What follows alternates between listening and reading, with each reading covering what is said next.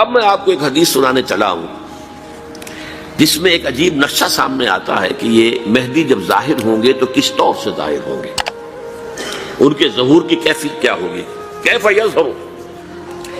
یہ روایت ہے حضرت ام سلمہ سے رضی اللہ تعالی عنہا، حضور کی زوجہ محترمہ ہیں، فرماتی ہیں ام سلمہ عن النبی صلی اللہ علیہ وسلم قال یکون اختلاف عند موت خلیفۃ، موت خلیفۃ، حضور نے فرمایا ایک خلیفہ کی موت پر اختلاف واقع ہو جائے گا، خانہ جنگی ہو جائے گی۔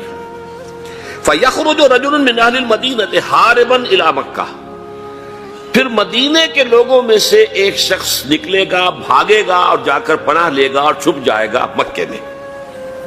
فَيَأْتِيهِ نَاسٌ مِّنْ أَهْلِ مَكَّةَ، پھر اس کے پاس آئیں گے اہل مکہ، مکہ کے لوگ، فَيُخْرِجُونَهُ، اور اسے نکالیں گے، جہاں وہ چھپے ہوئے ہوں گے وہاں سے نکالیں گے۔ وَهُوَ كَارِهٌ، اور وہ بالکل اس کو پسند نہیں کر رہے ہوں گے، نہ وہ خواہش مند ہوں گے کہ ان کے ہاتھ پر بیعت کی جائے، نہ وہ یہ چاہیں گے کہ وہ میدان میں آئیں اور ان کو جو ہے اپنا لیڈر مانا جائے۔ وَهُوَ كَارِهٌ فَيُبَايِعُونَهُ بَيْنَ الرُّكْنِ وَالْمَقَامِ، لیکن لوگ جو ہے پھر اصرار کے ساتھ ان کے ہاتھ پر بیعت کریں گے رکن اور مقام کے درمیان۔ رکن وہ کونا ہے خانہ کعبہ کا جس میں حجر اسود لگا ہوا ہے، اور مقام ابراہیم جو ہے، ان دونوں کے مابین جو یہ علاقہ ہے یہاں پر وہ بیعت ہوگی۔ وَيُبْعَثُ إِلَيْهِ بَعْثٌ مِّنَ الشَّامِ، ان کے خلاف ایک لشکر بھیجا جائے گا شام سے۔ نہیں کہا جا سکتا کہ باسی حکومت اس وقت کی جو ہے اس کی طرف سے کوئی مسئلہ اس طرح کا اٹھ کھڑا ہو، اس لیے کہ ابھی تو بہرحال باسی حکومت وہاں ہے۔ فَيُخْسَفُ بِهِمْ بِالْبَيْضَاءِ بَيْنَ مَكَّةَ وَالْمَدِينَةِ، لیکن اللہ تعالیٰ اس لشکر کو مکے اور مدینے کے درمیان وادی بیضاء میں دھسا دے گا، زمین کے اندر پورے کے پورے لشکر کو۔ فَإِذَا رَأَى النَّاسُ ذَلِكَ، جب لوگ یہ دیکھیں گے کہ اتنی بڑی نشانی ظاہر ہو گئی، أَتَاهُ أَبْدَالُ الشَّامِ وَعَصَائِبٌ من العراق فَيُبَايِعُونَهُ، اب شام سے سارے کے سارے جو اولیاء اللہ ہیں وہ بھی آئیں گے، اور عراق سے جوق در جوق لوگ آئیں گے اور ان سے بیعت کریں گے۔ وَيَعْمَلُ فِي النَّاسِ بِسُنَّةِ نَبِيِّهِمْ، پھر وہ عمل کریں گے لوگوں کے مابین، حکومت کریں گے اپنے نبی کی سنت کے مطابق۔ وَيُلْقِي الْإِسْلَامُ بِجَرَانِهِ، اور اسلام اپنی گردن زمین پر ٹکا دے گا۔ وَالْأَرْضَ فِي الْأَرْضِ، زمین میں۔ فَيَلْبَسُ 7 سنین، پھر وہ 7 برس تک حکمران رہیں گے۔ ثم یتوفا، پھر ان کا انتقال ہوگا۔ ویصلی علیہ المسلمون، اور مسلمان ان پر نماز پڑھیں گے۔ یہ جو میں نے آپ کے سامنے نقشہ کھینچا ہے،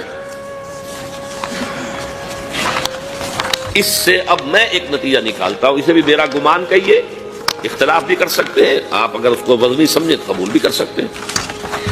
وہ یہ ہے کہ میرے نزدیک ان کے ظہور کا وقت قریب ہے، اور اس کی تھوڑی سی بعد میں مجھے معلوم ہوا کہ جین ڈکسن غالباً نام ہے امریکن اس کا، جس نے یہ پیشن کوئی خبر دی تھی کہ 1962 میں عالم عرب میں ایک بچہ پیدا ہوا ہے کہ جو وہاں کا نقشہ بدل کر رکھ دے گا۔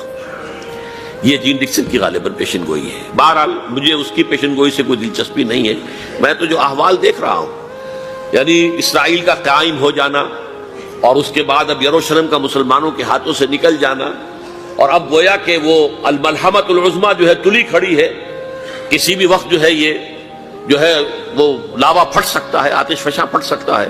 تو یہ تمام حالات ایسے ہیں کہ جن کی وجہ سے میں سمجھتا ہوں کہ ایک تو جو قرآن مجید کے اشارات میں نے آپ کو بتائے، 14 صدیاں 14 دن میں چاند کا پورا ہونا، والقمر اذا اتسق، 14 دن میں 14ویں کا چاند۔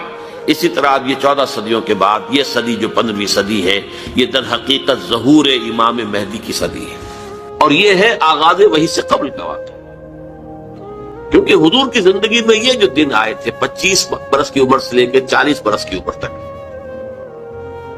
25 برس کی عمر تک کی آپ کی زندگی بڑی مشقت کی زندگی رہی، بڑی محنت کی زندگی رہی، افلاس کی زندگی رہی، تنگ دستی کی زندگی رہی۔ عین بچپن میں آپ بھیڑے بکریاں چراتے تھے، علی قرابید، چند ٹکوں کے عوض، یہ حضور کے اپنے الفاظ، میں چند ٹکوں کے معاوضے میں اب بھیڑیں بکریاں چراتا. پھر آپ ذرا بڑے ہوئے اس لیے کہ ابو طالب جو ہے وہ بہت ہی مفلس انسان تھے. سرپرستی تو وہ کر رہے تھے لیکن واقعہ یہ ہے کہ پرورش کی ہے محمد رسول اللہ نے خاندان ابو طالب کی، اپنی مزدوری سے، اپنی محنت سے، اپنی مشقت سے. پھر آپ نے تجارت کرنی شروع کی ملازمت کی شکل میں. تو یہ سسکن تھے. وَوَجَدَكَ عَائِلًا فَأَغْنَىٰ، پایا اللہ نے آپ کو کیا تنگ دست تھے، تو اللہ نے غنی کر دیا. غنی کس طور سے کیا؟ حضرت خدیجہ سے شادی ہوئی 25 برس کی عمر میں، جو عرب کی متمول ترین خاتون، ان کی اپنی فرمائش پر یہ شادی ہوئی، انتہائی محبت کرنے والے. تو واقعہ میں آپ کو سنا رہا تھا کہ اس زمانے میں یہ 25 برس سے لے کر اور 40 برس کی عمر شریف کے مابین کبھی یہ واقعہ پیش آیا ہے کہ حضور ایک دفعہ کہیں نکل گئے مکے سے باہر. مختلف وادیاں ہیں، پہاڑ ہیں، پہاڑوں کے مابین وادیاں. ایک وادی میں آپ نے دیکھا وہ قبیلہ آ کر پڑاؤ ڈالے ہوئے ہے، انتہائی مفلوق الحال، بھوک کی وجہ سے جسم سوکھ کر کانٹے ہوئے ہیں، تن پر کپڑے نہیں ہیں. حالت دیکھ کر آپ آئے انتہائی ملول اور غمگین ہو کر، گھر میں آ کر چادر لے کر لیٹ گئے. اب پوچھا حضرت خدیجہ نے کیا ماجرا ہے، کیا معاملہ ہے؟ آپ نے فرمایا میں گیا تھا باہر فلاں وادی میں، میں نے یہ دیکھا فلاں گھاٹی میں قبیلہ ہے، پڑاؤ ڈالے ہوئے ہیں اور یہ حال. حضرت خدیجہ اور فرمانے لگے کہ میرے پاس دولت نہیں ہے کہ میں ان کے لیے مدد کر سکوں. سرمایہ تو حضرت خدیجہ کا تھا، آپ کی اپنی ذاتی دولت تو نہیں تھی. اس پر حضرت خدیجہ نے فرمایا اچھا آپ جائیے اور بڑے بڑے قریش کے چند سرداروں کے نام دیے کہ ان کو بلا لائیے. حضور گئے، وہ سب آ گئے. اتنی دیر میں اتنا بڑا ڈھیر اشرفیوں کا حضرت خدیجہ نے لگا دیا کہ جب حضور آ کر بیٹھے تو اس کے پیچھے چھپ گئے. اور پھر کہا ان سرداران قریش سے مخاطب ہو کر آپ سب لوگ گواہ رہے میں نے یہ ساری دولت محمد کے حوالے کی صلی اللہ علیہ وسلم، وہ جیسے چاہیں اسے خرچ کریں. تو ایسی بیوی جس نے ساتھ دیا. میں اگر اس موضوع پر چونکہ میرے کچھ خاص احساسات ہیں اس میں وہ بیان کروں گا تو پھر بہت وقت نکل جائے گا کہ حضرت خدیجہ رضی اللہ تعالیٰ عنہ کا کیا مقام تھا جسے ہم میں سے اکثر نہیں جانتے. ہمارے ہاں تو جیسے ہے گرفتار ابو بکر و علی ہوشیار باش، یا ابو بکر کی فضیلت رضی اللہ تعالیٰ عنہ اہل سنت کے نزدیک یا اہل تشیع کے حضرت علی کی فضیلت اسی میں ہے، گرفتار ہے، اسی میں جھگڑا ہے. اسی طرح عائشہ اور فاطمہ کا جھگڑا ہے. ایک گروہ ہے کہ جو حضرت عائشہ رضی اللہ تعالیٰ عنہ کو بہت بلند کرتا ہے، اونچا رکھتا ہے. دوسرا گروہ ہے جو حضرت فاطمہ رضی اللہ تعالیٰ عنہ. لیکن یہ کہ حضرت خدیجہ الکبریٰ کا ذکر نہیں ملتا، بہت کم ملتا. بلکہ میں نے جب ابھی شاید 2-3 سال ہوئے جب میں گیا تھا ایران، اور وہاں کے اچھے مشاہدات میں سے تہران کے ایک یہ بھی تھا کہ انہوں نے خالص خواتین کی یونیورسٹی قائم کی. اس کا نام رکھا جامعۃ الزہراء. حضرت فاطمہ رضی اللہ تعالی عنہا کے نام پر انہوں نے یونیورسٹی قائم کی. تو جب ایک ملاقات میں ان کا وہ ٹاپ کا سٹاف وغیرہ جمع تھا یونیورسٹی کا، میں نے کہا کاش آپ نے اس کا نام جامعۃ الخدیجہ الکبریٰ رکھا ہوتا. چونکہ میں نے کہا دیکھیے یہ سنیوں اور شیعوں کے مابین مدرسۃ العائشہ للبنات، یعنی جو بھی کوئی رکھے گا یہاں پہ مدرسہ بنائے گا سنیوں میں سے، خاص طور پر اہل حدیث جنہیں عرف عام میں وہابی کہتے ہیں، وہ حضرت عائشہ کے نام پر مدرسہ بنائیں گے. بچیوں کے لیے مدرسہ حضرت عائشہ کے نام، شیعہ ہوں گے تو حضرت فاطمہ زہرا کے نام پر. لیکن حضرت فاطمہ کی والدہ حضرت خدیجہ جو صدیقۃ الکبریٰ ہیں، ان کے نام کے ساتھ کبریٰ اس لیے جمع ہوا ہے. صدیق اکبر، الصدیق الاکبر ہیں حضرت ابو بکر رضی اللہ تعالیٰ عنہ. الصدیقۃ الکبریٰ جیسے حضرت مریم کے بارے میں آتا ہے قرآن میں کانا امہ صدیقہ، تو اس امت کی الصدیقۃ الکبریٰ حضرت خدیجہ رضی اللہ تعالیٰ عنہا. اور ایک بات راز کی ہے جو میں کہہ رہا ہوں، عام طور پر عام خطابات میں یہ باتیں نہیں کہی جاتی. مجھے تو محسوس ایسا ہوتا ہے کہ اللہ تعالیٰ نے حضرت خدیجہ کی ذات میں حضور کو صرف بیوی کی وفاداری اور وفا شعاری اور محبت نہیں دی ہے، والدہ کی شفقت بھی دی ہے. حضور محروم ہوئے بہت ارلی عمر میں، والد کو تو دیکھا ہی نہیں، والدہ کی شفقت سے بھی بہت جلتا. عمر کا فرق اتنا تھا 25 اور 40 نہ کیجیے. اور آپ کو معلوم ہے میری نانی میرے بڑے ماموں سے 13 برس بڑی تھی. 13 برس میں ان کی ولادت ہو گئی تھی. اور عرب کا معاملہ تو اور گرم ماحول کا تھا. تو کیا 15 برس کی عمر میں حضرت خدیجہ کی اولاد نہیں ہو سکتی تھی؟ اگر وہ ہوتی تو کیا وہ حضرت حضور کی ہم عمر نہ ہوتی؟ اس حوالے سے دیکھیے. چنانچہ ایک واقعہ میں آپ کو اور سنا دوں. ایک مرتبہ حضور صلی اللہ علیہ وسلم اسی طرح جو بھی نیا تجربہ تھا عالم ملکیت اور عالم بشریت کے درمیان اتصال کا، اور جس کی وجہ سے ایک خوف کی سی کیفیت، ایک تشویش کا سا انداز، تو حضرت خدیجہ نے ایک مرتبہ یہ کہا کہ اچھا اب جب وہ آئے وہ فرشتہ ہے یا کیا ہے، وہ بدروح ہے یا کوئی واقعتاً فرشتہ ہے، جب بھی وہ آپ کو نظر آئے تو مجھے بتائیے. حضرت جبرائیل آئے. حضور نے فرمایا وہ آگے. اب ذرا نوٹ کیجئے، حضرت خدیجہ نے اپنے بال کھول دیے، اپنی آغوش میں حضور کو لے لیا اور پوچھا کہ کیا اب بھی نظر آ رہا ہے؟ فرمایا نہیں. فرمایا یقیناً یہ فرشتہ ہے، یہ کوئی بدروح نہیں ہے. فرشتہ ہے جس نے حیا کی ہے. اگر کوئی بدروح ہوتی تو لفظ ہوتی، وہ غائب نہ ہوتی. اب آپ اندازہ کیجئے عظمت فکر، سوچ کا، آپ کے فکر کا، شعور کی بلندی کا. بہرحال سن 10 نبوی کا تذکرہ کر رہا تھا. حضرت خدیجہ کا انتقال ہو گیا، ابو طالب کا انتقال ہو گیا. جو ایک پروٹیکشن، ٹرائبل زندگی میں پروٹیکشن، جیسے کہ آج ہی میں پڑھ رہا تھا کہ جو بھی پہلا ایک معاہدہ اوس اور خزرج کے درمیان جو مسلمانوں نے یثرب کا اور پھر مہاجرین کو ساتھ شامل کر کے حضور نے کروایا تھا، اس میں یہ شرط بھی تھی کہ اگر کوئی ایک مسلمان بھی کسی کو پناہ دے دے گا تو وہ سب کی طرف سے شمار. یہی معاملہ قبائل میں ہوتا تھا. قبیلے کا ایک فرد اگر کسی کو شخص کو پناہ دے دیتا ہے تو وہ پورے قبیلے کی طرف سے. اس حوالے سے خاندان بنو ہاشم کی سرداری تھی ابو طالب کے پاس، اور وہ پروٹیکشن دے رہے تھے محمد عربی صلی اللہ علیہ وسلم. اگرچہ ایمان نہیں لائے لیکن وہ ایک طبی محبت تھی، اور اس طبی محبت کی بنیاد پر انہوں نے خاندان بنو ہاشم کا سایہ کیا ہوا تھا حضور پر صلی اللہ علیہ وسلم. اب ظاہر بات ہے کہ اگر بقیہ دوسرے قبیلے جو تھے اس کے سردار وہ اگر کوئی اقدام کرتے حضور کے خلاف تو یہ گویا کہ بنو ہاشم کے خلاف اعلان جنگ ہو جاتا اور ان فائٹنگ شروع ہو جاتی، خانہ جنگی، سول وار مکے میں شروع ہو جاتی. یہ وجہ ہے کہ 10 برس تک اس اقدام کی جرت انہیں نہیں ہوئی. سفارتیں لاتے رہے، ابو طالب کے پاس سفارتیں آئیں، کبھی لالچ پیش کیا.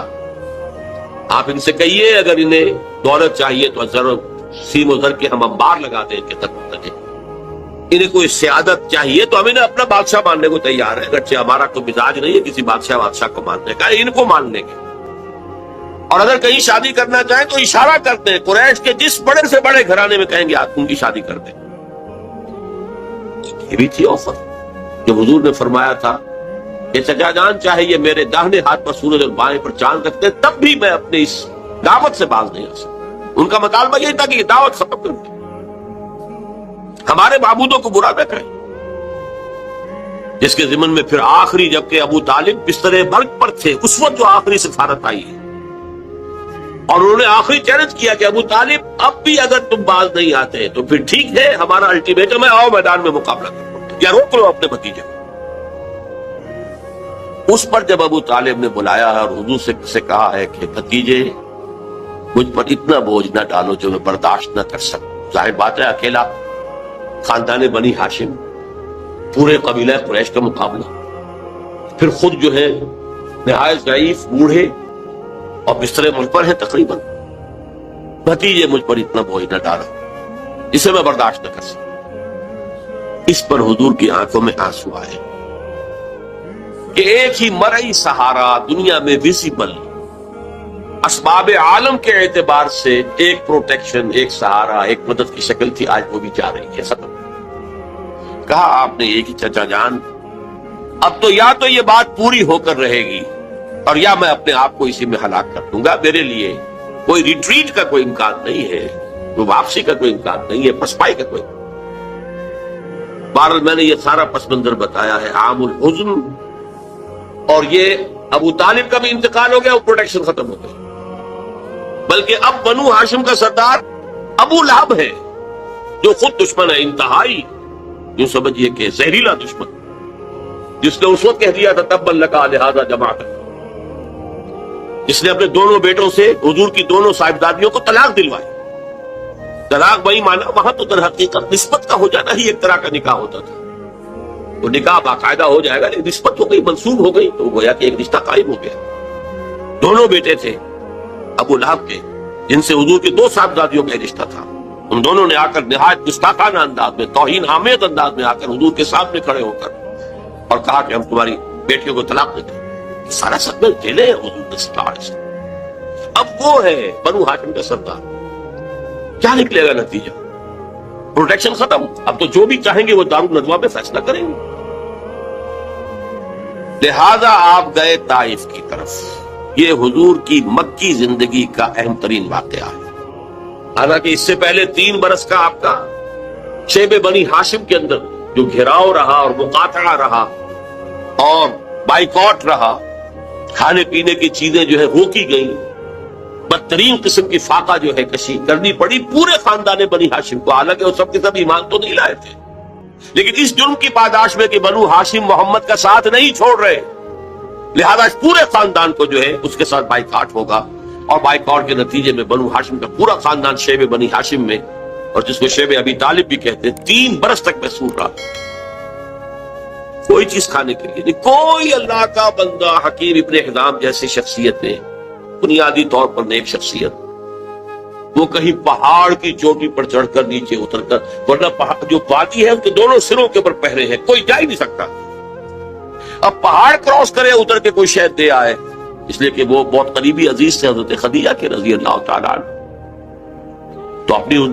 رشتہ داری کا بھی وہ خیال رکھتے تھے، کبھی لے آئے تو لے آئے، ورنہ وہ وقت بھی آیا ہے کہ بنو ہاشم کے پھول جیسے بچے بلک رہے ہیں، کھانے کو کچھ نہیں ہے، کچھ نہیں ہے سوائے اس کے کہ سوکھے چمڑے ابال کر ان کا پانی ان کے حلق میں ٹپکا دیا جائے، کچھ نہیں۔ لیکن اس کو بھی میں سخت ترین نہیں کہتا، حضور صلی اللہ علیہ وسلم کے لیے ذاتی طور پر جو سخت ترین مرحلہ آیا وہ یوم طائف تھا، جس کی ایک گواہی حضور کے اپنے قول میں کہ حضرت عائشہ نے ایک مرتبہ پوچھا رضی اللہ تعالی عنہ کہ کیا آپ پر یوم احد سے بھی زیادہ کوئی سخت دن گزرا ہے؟ ان کے ہوش میں ظاہر بات ہے یوم احد حضور مجروح ہوئے، زخمی ہوئے، دندان مبارک شہید ہوئے، خون کا فوارہ چھوٹا، آپ پر بے ہوشی طاری ہوئی، آپ کی زبان مبارک سے ایک بددعا بھی نکل گئی، کیف یہدی اللہ قوما صدبوا وجہ نبیہم بالدم، اللہ اس قوم کو کیسے ہدایت دے گا جس نے اپنے نبی کے چہرے کو خون سے رنگیت بنا دیا، خون سے رنگ دی۔ پھر یہ کہ 70 صحابہ جو ہے شہید ہوئے، جن میں حضرت حمزہ جیسے بھی، آپ کے چچا بھی ہیں، آپ کے خالہ داد بھائی بھی ہیں، آپ کے دور شریک بھائی بھی ہیں، ساتھ کے کھیلے ہوئے ہمجولی بھی ہیں، اسد اللہ ہے، اسد الرسول ہی بھی، اور ان کی لاش آئی ہے کہ ناک کٹی ہوئی، کان کٹے ہوئے، اور پیٹ چاک کر کے کلیجہ چبایا ہوا۔ تو سخت ترین دن حضرت عائشہ کے نزدیک یوم احد تھا، حضور نے فرمایا نہیں، مجھ پر سخت ترین دن یوم طائف تھا۔ آپ مکے سے مایوس ہو کر طائف گئے، اور نوٹ کیجئے یہ واحد موقع ہے جہاں نظر آتا ہے کہ حضرت ابو بکر بھی حضور کے ساتھ نہیں، ورنہ سائے کی طرح ساتھ رہنے والی شخصیت، صرف ایک ہے ساتھ، زید ابن حارثہ رضی اللہ تعالی عنہ، جو منہ بولے بیٹے بھی قرار دے دیے گئے تھے، لیکن یہ کہ تھے تو غلام، آزاد کردہ غلام، مولا تھے حضور کے، وہ ساتھ ہے صرف۔ آپ نے عام راستہ اختیار نہیں کیا جو کہ آسان راستہ ہے، سیل کا راستہ اب بھی ہے، طائف کے 2 راستے، مکے سے طائف جائے 2 راستے، ایک طریق السیل کہلاتا ہے، ایک طریق الجبل کہلاتا ہے، پہاڑی راستہ جو ہے انتہائی دشوار گزار، انتہائی، آج بھی آپ جب جائیں وہاں پر تو معلوم ہوتا ہے کیسے ان لوگوں نے سڑک بنائی ہے، یہ نہایت دشوار گزار، لیکن اب دوبارہ وہ بہت عمدہ سڑک بنی ہوئی ہے۔ حضور کے زمانے میں سڑک کہاں تھی؟ کس سختی کو جھیل کر اس طریق الجبل کو آپ نے اختیار کیا، اس لیے کہ عام آمد و رفت کا راستہ جہاں تھا وہاں تو خطرہ تھا کہ فوراً حملہ ہو جائے، کیونکہ غالباً دارالندوا میں یہ فیصلہ ہو چکا کہ اب قتل کر دو محمد کو، ختم ہوا، ابو طالب گیا. اب کوئی ہمیں اندیشہ نہیں ہے کہ کوئی ان فائٹنگ ہو جائے گی، کوئی جو ہے سول وار ہو جائے گی قریش میں. لہذا اس لیے آپ ایوائڈ کر رہے ہیں اس راستے کو جس پر آپ طرف کام ہے. وہ دشوار گزار راستے سے ہو کر طائف پہنچے، وہاں کے 3 سرداروں کے پاس جا کر اپنی دعوت پیش کی، اس امید میں کہ اگر ان میں سے کوئی ایک بھی دعوت قبول کر لے، مجھ پر ایمان لے آئے، تو میں یہاں منتقل ہو جاؤں، یہ میرا دارالہجرت بن جائے. حکمت خداوندی میں، مشیت ازدی میں یہ معاملہ جو ہے، یہ شرف پہلے سے طے تھا یثرب کے لیے، لیکن حضور کی اپنی غور و فکر، سوچ بچار، اس کے حوالے سے آپ طائف پہنچے. تینوں نے جو جواب دیے ہیں کلیجے سے پار ہونے والے جوابات. ایک جگہ فوراً روانہ ہو جاؤ یہاں سے، اس لیے کہ ہو سکتا ہے تم سچے ہو، واقعی رسول ہو، تو میں نے کوئی توہین کر دی تو میں مارا جاؤں گا، اور ہو سکتا ہے تم جھوٹے ہو تو جھوٹے کو میں منہ لگانا نہیں چاہتا، لہٰذا روانہ ہی ہو جاؤں. ایک جگہ تمہارے سوا کوئی ملا تھا اللہ کو رسول بنانے کے لیے، یہ جو قرآن مجید میں بھی آیت کوٹ ہوئی ہے، من قریتین عظیم، یہ جو کوئی رجل ہوتا، کوئی شخص جو ان 2 بستیوں میں بڑی عظمت والا ہوتا، دولت والا ہوتا، ولید ابن مغیرہ کی طرح اس کی جائیداد مکے میں بھی ہوتی، مدینے اور طائف میں بھی ہوتی، تو ایسا شخص نہیں ملا تھا اللہ کو کوئی نبی بنانے کے. تم جیسا یتیم مفلوق الحال، جس کا اپنا کوئی سرمایہ تھا ہی نہیں، جس کے لیے سرمایہ بھی اگر کوئی تھا تو بیوی کا تھا، وہ اللہ نے چنا. بہرحال آپ ان سے مایوس ہو کر روانہ ہونے لگے تو اشارہ کر دیا، جنہیں اسٹریٹ ارچنز آپ کہتے ہیں، یہ چھوکرے گلیوں کے آوارہ، یہ ذرا ان کی خبر لو. انہوں نے پتھراؤ شروع کیا ہے. اب ظاہر بات ہے کہ حضرت زید ابن حارثہ اگر وہ سامنے سے آ کر حضور کو شیلڈ کرتے ہیں، وہ پیچھے سے پتھراؤ کرتے ہیں، سائڈ سے کرتے ہیں. وہ پیچھے جاتے ہیں تو سامنے سے پتھر آ رہے ہیں، تاک تاک کر ٹخنے کی ہڈی کو نشانہ بنا کر، اور یہ کہ اس سے جو خون بہ رہا ہے وہ جا کر نالین کے اندر جم گیا ہے. وہاں سے پھر ذرا آپ نکلے ہیں، ایک جگہ ٹھہرے. زیادہ تفصیل میں نہیں میں جا رہا، لیکن خاص طور پر یہ نوٹ کرا دینا چاہتا ہوں کہ حضور کی زبان مبارک پر فریاد آ گئی، اللہم الیک اشکو ضعف قوتی وقلت حیلتی وہوانی علی الناس. اے اللہ تیری ہی جناب میں فریاد کرتا ہوں اپنی قوت کی کمی کا، اپنے وسائل کی کمی، اور لوگوں کے سامنے جو رسوائی ہو رہی ہے. رسوائی، یہ رسوائی مکے میں نہیں ہوئی تھی کبھی،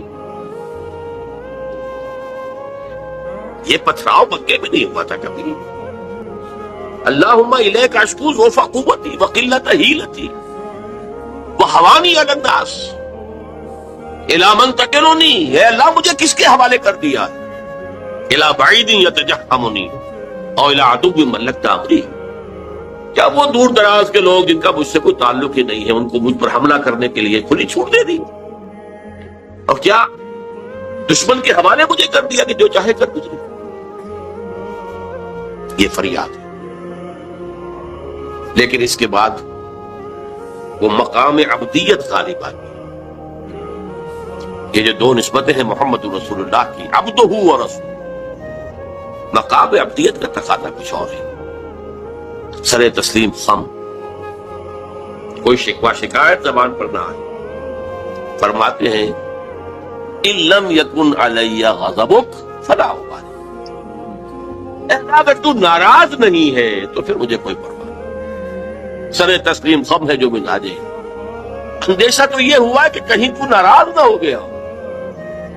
جیسے ابتدا میں چند دن کے لیے وحی کی آمد کا سلسلہ رکا تھا تو اندیشہ ہو گیا تھا کہ کہیں اللہ ناراض تو نہیں ہو گیا کہ وحی کا سلسلہ بند ہو گیا، جس پر وہ آیات نازل ہوئی، وَالضُّحَىٰ وَاللَّيْلِ إِذَا سَجَىٰ مَا وَدَّعَكَ رَبُّكَ وَمَا قَلَىٰ وَلَلْآخِرَةُ خَيْرٌ لَكَ مِنَ الْأُولَىٰ. اسی کو کہتے ہیں فارسی میں کہ عشق است و ہزار بدگمانی. جہاں عشق کا اور محبت کا معاملہ ہوتا ہے تو بڑی جلدی بدگمانی پیدا ہو جاتی ہے، کہیں کوئی ناراض تو نہیں ہو گیا کسی وجہ سے، میری کوئی بات جو ہے کھل تو نہیں گئی کسی چیز سے، کوئی ایسی تو نہیں کہ ناگواری محسوس ہوئی. تو ان لم یکن علی غضب فلا ابالی، اگر غضب نہیں ہے تیرا، ناراض نہیں ہے تو پھر مجھے کوئی پرواہ نہیں. اعوذ بنور وجهک الذی اشرقت لہ الظلمات، میں تیرے چہرے انور کی اس ضیاء اور نور کی پناہ میں آتا ہوں کہ جس سے تمام اندھیارے جو ہے وہ دور ہو جائیں۔ بہرحال وہاں سے جب واپس آئے ہیں تو نوٹ کیجئے ٹرننگ پوائنٹ ہے یہ، اس لیے کہ یوم طائف ایک اعتبار سے کلائمیکس ہے، ذاتی اعتبار سے محمد الرسول اللہ صلی اللہ علیہ وسلم پر ابتلاء اور آزمائش اور امتحان اور سختی کا نقطۂ عروج، کلائمیکس۔ اور اسے مولانا مناظر حسن گیلانی رحمۃ اللہ علیہ نے اپنی تصنیف النبی الخاتم میں ٹرننگ پوائنٹ قرار دیا۔ اس کے بعد سے اللہ تعالیٰ کی طرف سے خصوصی پروٹیکشن، اللہ تعالیٰ کی طرف سے خصوصی حفاظت جو ہے حضور صلی اللہ علیہ وسلم کو حاصل کی۔ لیکن یہ کہ فوری طور پر طائف سے واپسی کے بعد معاملہ یہ ہوا ہے، عالم اسباب میں حضور کا معاملہ یہ تھا کہ آپ داخل نہیں ہو سکتے مکے میں، کیا کریں؟ وہاں قتل کا فیصلہ ہو چکا، داخل ہوں گا کوئی قتل کر دے گا، اور جب دارالندوا میں فیصلہ ہو چکا ہو تو کوئی اس کے اوپر جرم نہیں، کوئی اس کے اوپر الزام نہیں، کوئی مقدمہ نہیں بنے گا اس میں۔ طائف گیا تھا، خالی ہاتھ لوٹ رہا۔ عالم اسباب، اب نوٹ کیجئے جو نقطہ میں واضح کرنا چاہتا کہ حضور کی ساری جدوجہد عالم اسباب میں قدم بقدم زمین پر چل کر ہوئی۔ عالم اسباب کے وہ استعمال کرتے ہوئے ایک مشرک کو، کافر کو پیغام بھیجتے ہیں، اگر تم مجھے امان دے دو، اپنی امان میں لے لو تو میں مکے میں آ جاؤں۔ مجھے میں بتا چکا ہوں قبیلے کی بات یہ ہوتی ہے، ایک شخص نے امان دے دی تو سب کی طرف سے امان دے دی۔ اس نے انکار کر دیا، پھر زید ابن حارثہ کو دوسرے کے پاس بھیجا، اس نے بھی انکار کر دیا۔ تیسرا شخص وہ شریف النفس تھا، مطعم بن عدی، اس کے پاس جب پیغام پہنچا اس نے کہا ٹھیک ہے آپ میری امان میں آ جائیں۔ آپ نے فرمایا یوں نہیں، اور لے کر جاؤ۔ اس کی وجہ کیا کہ میں اگر ایسے ہی مکے میں داخل ہو جاؤں فوراً مجھ پر حملہ کر کے ختم کر دیں تو لوگ تو کہیں گے ہمیں کیا پتا تھا کہ مطعم بن عدی نے امان دی ہے، مجھے نو اٹ، لہذا آؤ اور لے کر جاؤ۔ اس درجے اسباب جو ہے دنیاوی، یہ عالم اسباب ہے، اور یہاں جو جدوجہد کرنی ہے اس عالم اسباب کے اندر رہتے ہوئے کرنی ہے، ان اسباب کو بروئے کار لا کر کرنی ہے، انہیں استعمال کر کے کرنی ہے۔ لہذا آپ نے ایک مشرک کافر کی امان لینی قبول کی، اور پھر وہ مطعم بن عدی آیا ہے ہتھیار سجا کر، 6 بیٹے ساتھ لے کر، 6 بیٹے ہتھیاروں سمیت، اور کہتا ہوا میں نے محمد کو امان دی ہے، آج سے محمد میری امان میں، تب مکے میں داخل۔ یہی وجہ ہے کہ حضور کو اتنا پاس تھا اس کے اس احسان کا، غزوہ بدر میں جب 70 قیدی قریش کے حضور کے ہاتھ میں تھے، اسیران بدر، حضور نے فرمایا تھا کہ اگر آج مطعم بن عدی زندہ ہوتا اور وہ سفارش کرتا تو میں ان 70 کے 70 کو چھوڑ دیتا بغیر کسی فدیے کے۔ لیکن یہ کہ مطعم بن عدی کا اس دوران انتقال ہو چکا تھا، وہ اسی حالت کفر و شرک کے اعتبار۔ میں نے کچھ جھلکیاں آپ کو دکھائی ہیں، یہ 10 برس ہیں، حضور کا جو انقلابی جد و جہد کا عرصہ ہے وہ 20 برس کا ہے۔ عرب میں انقلاب کی تکمیل جو ہے سن 8 ہجری میں ہو گئی، مکہ فتح ہو گیا، طائف فتح ہو گیا، حنین میں فتح حاصل ہو چکی، عرب میں انقلاب ہو گیا۔ لہذا 12 برس مکے کے اور 8 برس مدینے کے شامل کر لیجئے، 20 برس۔ ان 20 کو 2 حصوں میں تقسیم کیجئے، 10 سال ادھر 10 سال ادھر۔ پہلے 10 سال کا حاصل یہ ہے جو میں نے آپ کے سامنے رکھ دیا کہ کل 125 یا 150 افراد ایمان لائے۔ آپ کی یہ حیثیت نہیں تھی کہ آپ مکے میں اپنے بل پر ان ہز اون رائٹ آپ قیام کر سکتے، لہذا آپ نے ایک کافر اور مشرک کی امان دی۔ یہ ہے 10 برس کی محنت شاقہ کا حاصل۔ اگلے 10 برس میں وہ انقلاب جس تیزی کے ساتھ مکمل ہوا ہے، اسی سال جبکہ طائف سے واپس آئے، حج کے ایام میں آپ پھر رہے ہیں مختلف وادیوں میں جہاں حاجی ٹھہرے ہوئے ہیں۔ یثرب کے 6 حاجی آپ کو مل گئے، ان کے سامنے آپ نے اپنی دعوت رکھی۔ وہ خزرج کے قبیلے سے تھے۔ مدینے میں یہودی چونکہ یہ کہا کرتے تھے کہ نبی آخری زمان کا ظہور ہونے والا ہے، ان قریب جو ہے آخری نبی کا ظہور ہوگا. اور جب ان کے جھگڑے ہوتے تھے اوس اور خزرج سے، یہودیوں کے، اور مار کھاتے تھے ان سے، جیسے بنیے اگر ان کا کوئی جھگڑا ہو جاتا تھا گاؤں میں تو ظاہر بات ہے مار تو ان کا مقدر تھی، ایسے ہی وہ مار کھاتے تھے، لیکن کہتے تھے کہ ابھی تو تم ہمیں دبا لیتے ہو، لیکن دیکھو نبی آخر الزمان کے ظہور کا وقت قریب ہے، جب ہم ان کے ساتھ ہو کر تم سے لڑیں گے تو تم ہمیں شکست نہیں دے سکتے. یہ کانوں میں ان کے باتیں پڑی ہوئی تھی، لہذا جب حضور نے اپنی دعوت پیش کی انہوں نے کنکھیوں سے ایک دوسرے کو دیکھا، معلوم ہوتا ہے یہ وہی نبی ہیں جن کا ذکر یہود کرتے ہیں. تو اس سے پہلے کہ یہودی ان پر ایمان لیا تو ایمان لیا، وہ 6 آدمی ایمان لے. اگلے سال انہوں نے چھوٹی بہت جو بھی دعوت دی ہوگی اس کے نتیجے میں 12 آ گئے. اب انہوں نے کہا کہ ہمیں کوئی مبلغ دیجئے، کوئی معلم دیجئے، مقری دیجئے جو قرآن ہمیں پڑھائے. آپ سے تو ہماری ملاقات اب 1 سال بعد ہوگی، اس لیے کہ عرب میں سفر کرنا تو آسان کام تھا، ہر وقت خطرہ قتل و غارت کا، قافلے لٹ رہے پٹ رہے. تو وہ تو جو اشہر حرم ہوتے تھے، حج کے مہینے، ان میں امن و امان ہوتا تھا، کوئی کسی کو تنگ نہیں کرتا تھا، کوئی قتل و غارت کری نہیں. تو اگلے سال ملاقات ہوگی. تو آپ ہمیں دیجئے کوئی مقری پڑھانے والا. قرآن نام قرآن فال بنا میں من دیوانہ زدن حضرت مصعب بن عمیر کو حضور نے معین کیا، وہ سب جاؤ. وہ چلے گئے، کچھ عرصے کے بعد ایک اور کو بھیج دیا، حضرت عبداللہ ابن ام مکتوم نابینا صاحب. ان دو نے وہاں جا کر 1 سال میں جو دعوت اور تبلیغ کا کام کیا، قرآن پڑھایا لوگوں کو. حضرت مصعب کا نام ہی پڑ گیا المقری، جا المقری، وہ آیا استاذ پڑھانے والا. اس کے نتیجے میں اگلے سال 75 افراد آ گئے اور بیعت عقبہ ثانیہ ہو گئی، جس کے نتیجے میں ہجرت کا راستہ کھل گیا یثرب کی طرف. اوس اور خزرج کے بڑے بڑے لوگ موجود تھے ان دونوں اس 75 افراد کے اندر. تو معلوم ہوا کہ دونوں قبائل نے گویا کہ بحثیت مجموعی اسلام کی طرف پیش قدمی کر لی ہے. لہذا اللہ تعالیٰ کی وہ مشیت اس طور سے پوری ہوئی کہ پھر ہجرت ہوئی مدینے کی، اور یہ کہ پہلے حضور نے بقیہ صحابہ کو اجازت دے دی، خود منتظر رہے جب تک کہ ایکسپریس پرمیشن نہ آ جائے اللہ کی طرف سے. اس کے ضمن میں بھی ایک واقعہ ضرور سنا دینا چاہتا ہوں. حضرت ابوبکر حضور کے ساتھ سفر کے لیے بالکل تیار، پوچھ رہے ہیں حضور اجازت آ گئی؟ نہیں ابھی نہیں آئی. اگلے روز پھر آئی اجازت؟ نہیں آئی. حضرت عائشہ فرماتی ہے ایک دن عجیب ہم نے دیکھا، دوپہر کے وقت اپنے چہرے اور سر کے اوپر کپڑا آپ نے اوڑھا ہوا ہے پوری طریقے سے. بہت غیر معمولی بات، دوپہر میں عرب میں کسی کے ہاں جانا اور وزٹ کرنا جو ہے یہ نہ آج جو ہے کوئی پسندیدہ بات ہے نہ پہلے کبھی تھی، یہ قیلولے کا وقت ہے. حضرت عائشہ کہتی ہے ہم حیران ہوئے کہ حضور چلے آ رہے. اب آ کر آپ نے پہلی بات یہ فرمائی کہ ابوبکر اجازت آ گئی ہے ہجرت. حضرت ابوبکر بہت خوش، انہوں نے اپنے طور پر 2 اونٹنیاں تیار کی ہوئی تھی، کھلا پلا کے خوب فربا بوٹا کیا ہوا تھا تاکہ تیز دوڑے اور سفر ہجرت میں وہ اونٹنیاں کام آئیں، ایک اپنے لیے ایک حضور کے لیے صلی اللہ علیہ وسلم. تو انہوں نے خوشی کے انداز میں کہ اب شاباش ملے گی کہ تم نے واقعتاً تیاری کی، اہتمام کیا.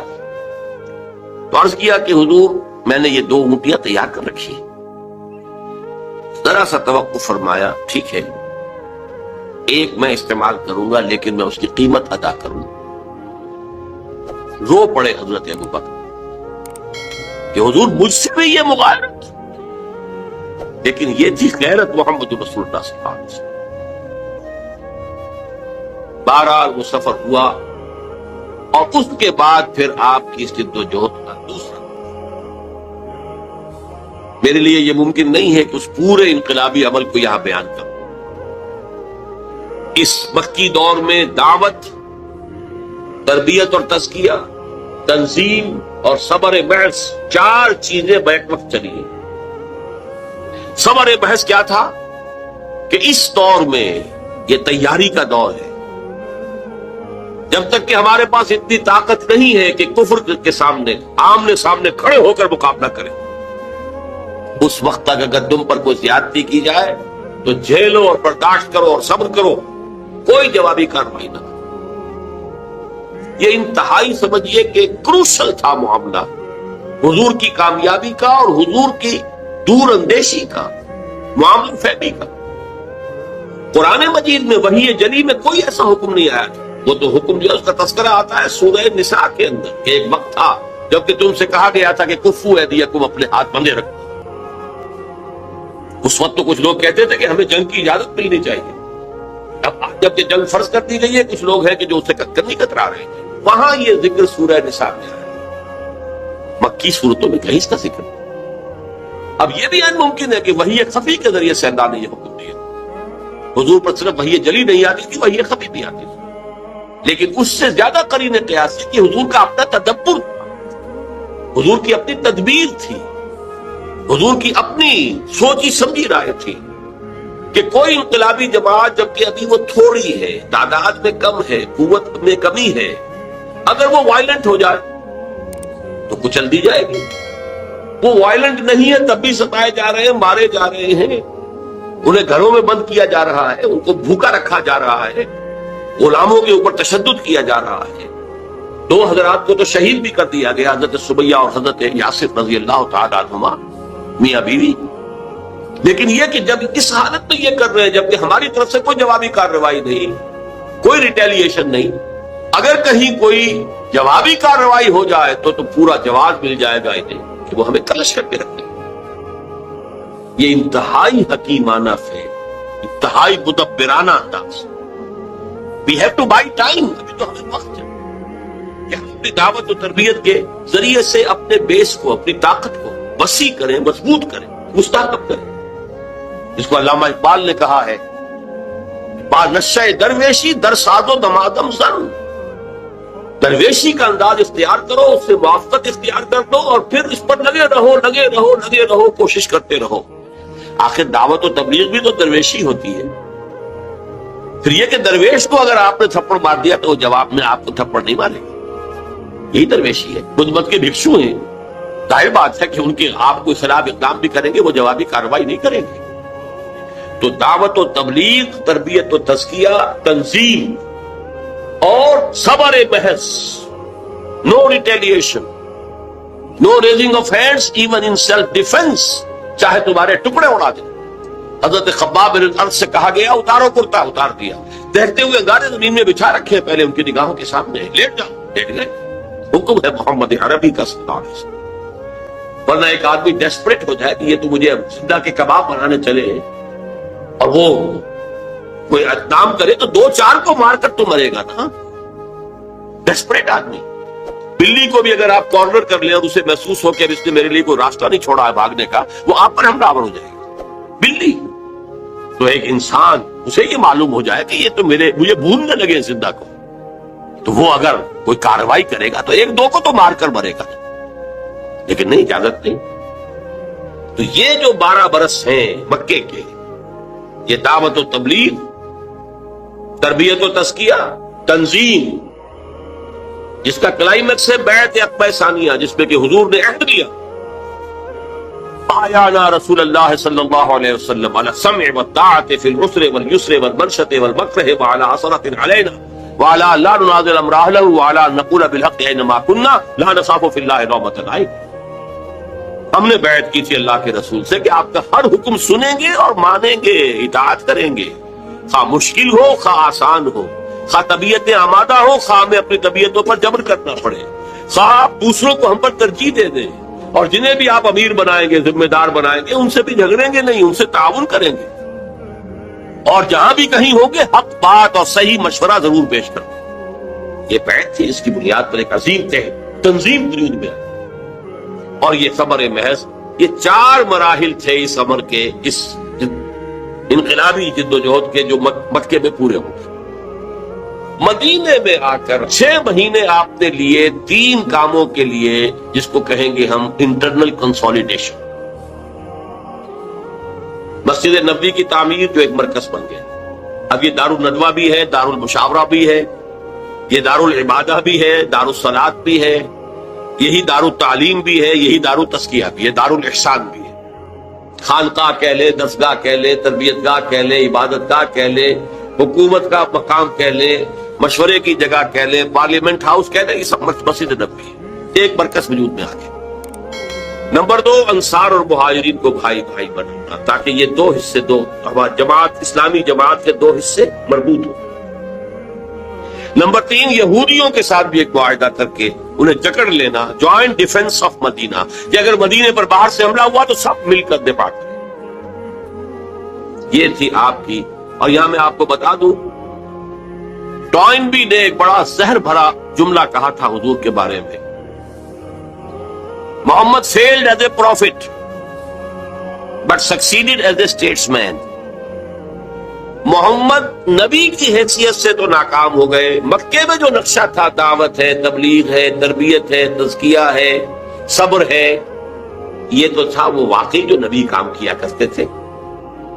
وہی جو حضرت عیسیٰ نے 3 سال کیا وہی کام تھا نا یہ، but there he failed، ناکام ہو گئے، بھاگے وہاں سے۔ ان کا کہنا یہ فلائٹ ٹو مدینہ کہتے ہیں، فرار، مدینے کی طرف فرار، یہ فرار نہیں تھا، یہ جیسے آلٹرنیٹ بیس کی تلاش میں آپ گئے تھے طائف، مشیت اس کی کچھ اور تھی، کہ آلٹرنیٹ بیس تھا جو مدینے کی شکل میں اللہ نے تھا، اپنی جد و جہد کو لانچ کرنے کے لیے، اپنے آفینسو کے لیے بیس وہ مدینہ کا۔